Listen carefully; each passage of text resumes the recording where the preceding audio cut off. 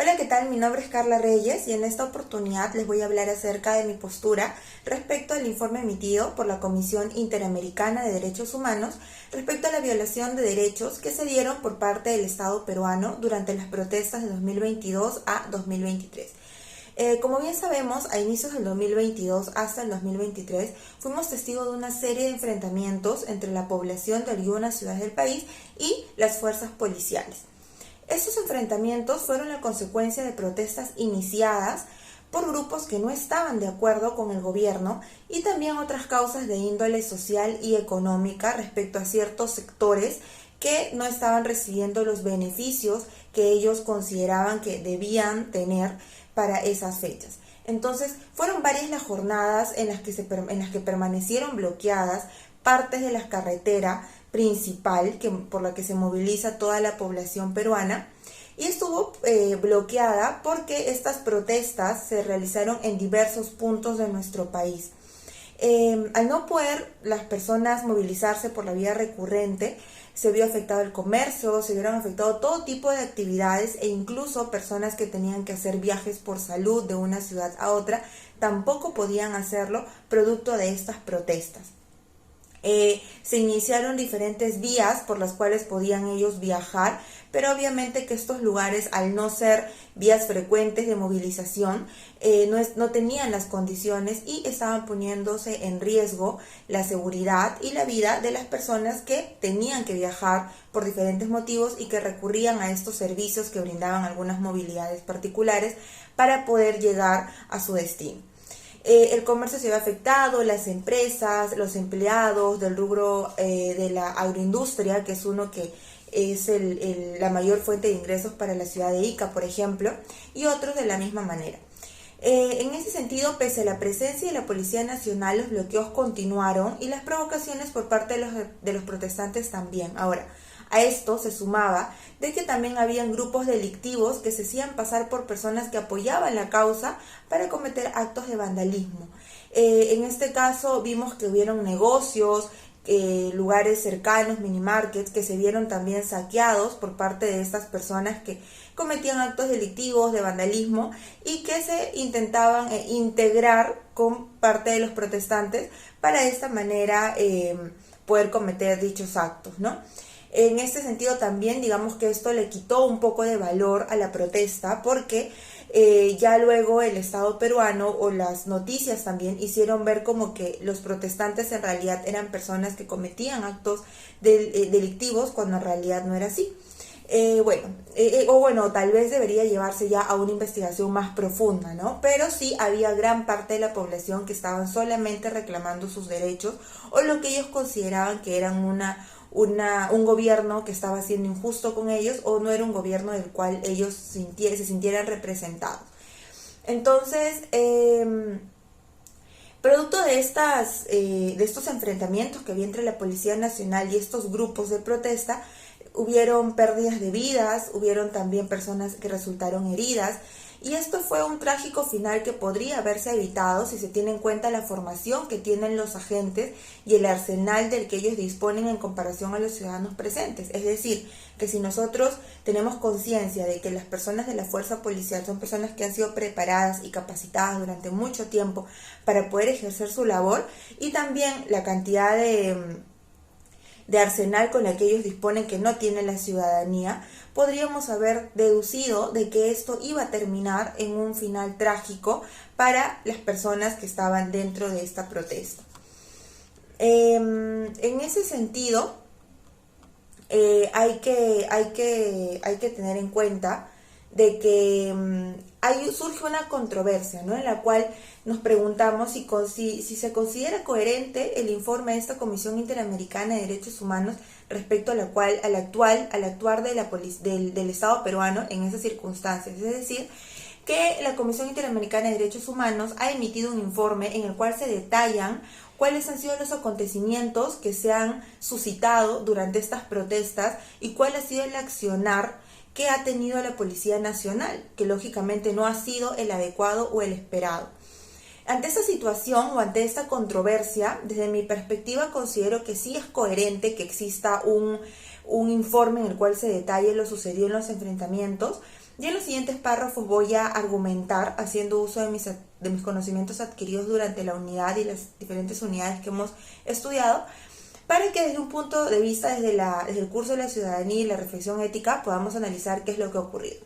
Como primer argumento que defiende mi postura, sostengo que la protesta es una manifestación de la libertad que tenemos los ciudadanos para expresar nuestra disconformidad con la toma de decisiones que se lleva a cabo en los poderes que rigen a nuestro país. Esto quiere decir que es totalmente un derecho de toda persona que vive en un territorio democrático poder alzar su voz y expresar su disconformidad, tal y como se menciona en el relato que vamos a citar a continuación. En este relato de Edison Lanza nos comenta que la protesta, nos está comentando en este relato él, de que la protesta es una forma de acción individual o colectiva dirigida a expresar ideas, visiones o valores de disenso, oposición, denuncia o reivindicación. Como ejemplos pueden mencionarse la expresión de opiniones, visiones, perspectivas políticas, sociales, culturales, la vocalización de apoyo o críticas relativas a un grupo, partido o el propio gobierno, la reacción ante una política o la denuncia de un problema público, la afirmación de la identidad o bien la visibilización de situaciones de discriminación o marginación de un grupo o de una persona. En el caso presentado, los ciudadanos protestantes no estaban de acuerdo con el poder ejecutivo ni legislativo, debido a que gran parte de ellos tenían afinidad con el expresidente y también un fuerte prejuicio sobre el nuevo gobierno. Sin embargo, al no recibir la respuesta esperada por parte de la nueva mandataria a la que se dirigían y la disconformidad al acceso y la desinformación o acceso a vías de comunicación pacíficas, eficaces, desencadenaron que el periodo de protesta se alargue, ocasionando que las actividades se paralicen y que se perjudique a la población de manera considerable. En ese sentido, el Estado, presionado por el orden de restringir el orden público, arremetió agresivamente sin tener en cuenta la base ideológica de autonomía y libertad. Como segundo argumento, es importante que se resalten las acciones represivas que tuvo el Estado en contra de los protestantes y el hecho de no haber hecho uso del Estado de Derecho para salvaguardar la vida de los agentes y de la población, es decir, de sus propios agentes con los que ellos trabajan, quienes están al servicio de la población y a la vez de los ciudadanos que forman parte del país. La desigualdad del cumplimiento de la ley o la polarización de su cumplimiento puede incluso considerarse un acto de corrupción, tal y como lo menciona Eleanor Brooks en su artículo para Liberties. En el artículo ella menciona: el Estado de Derecho es un conjunto de principios rectores que dictan que nadie, incluso gobiernos, políticos o legisladores, están por encima de la ley. Esta filosofía política se refiere a la idea de que el sistema de leyes, instituciones y normas está establecido para garantizar la responsabilidad en todos los niveles de la sociedad y por ende nadie tiene vía libre. El Estado de Derecho no se refiere a ninguna ley en particular, sino al conjunto de leyes en su totalidad y a las normas comunes dentro de un país, región, comunidad, y que todos, tanto los ciudadanos como las instituciones, deben cumplir para así como el sistema y los mecanismos que garantizan el cumplimiento de esas leyes. Es un hecho innegable que las protestas pueden tener argumentos que no son compartidos y formas de expresión con las que no todos estamos de acuerdo, pero no son razones contundentes que justifiquen el uso de armamento con una ventaja considerable ni el asesinato a los peruanos implicados. Las autoridades tienen el deber de salvaguardar la vida y la integridad de los ciudadanos, y es precisamente la razón por la cual, como ciudadanos, esperamos representantes preparados que puedan ejercer cargos con una capacidad de resolver conflictos, de resolver problemáticas de esta índole. Es decir, nosotros elegimos a representantes que deban ser capaces, que tengan la capacidad de poder manejarse en situaciones de conflicto y situaciones críticas, en las cuales ahí es donde van a salir a relucir todos los conocimientos, los aprendizajes, los valores que tienen ellos como autoridades para poder manejar este tipo de contexto. En síntesis, bueno, estoy de acuerdo con el informe emitido debido a que es necesario que se tenga un registro y una constancia de lo acontecido para que no se vuelva a repetir. Como bien sabemos, la persona que no tiene conciencia de lo que ha errado en el pasado tiende a cometer los mismos errores una y otra vez, y eso es lo que tenemos que evitar para la historia de nuestro país. En primer lugar, está claro que una manifestación o protesta es una forma de expresar un mensaje de disconformidad respecto a diferentes temas de índole social, político, cultural, y es importante que la voz de ciertos sectores de la población sea escuchada y sin represión alguna, aun cuando no compartamos sus argumentos.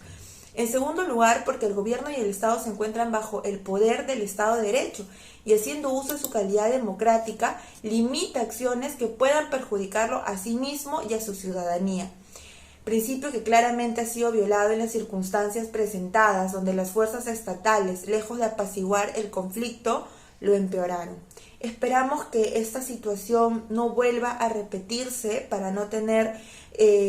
historias trágicas que contar a través de los medios de comunicación y que podamos lograr así una comunicación horizontal del pueblo, de la ciudadanía, junto con las instituciones que nos gobiernan y con las instituciones que están a nuestro servicio. Eso sería todo. Muchas gracias por su atención.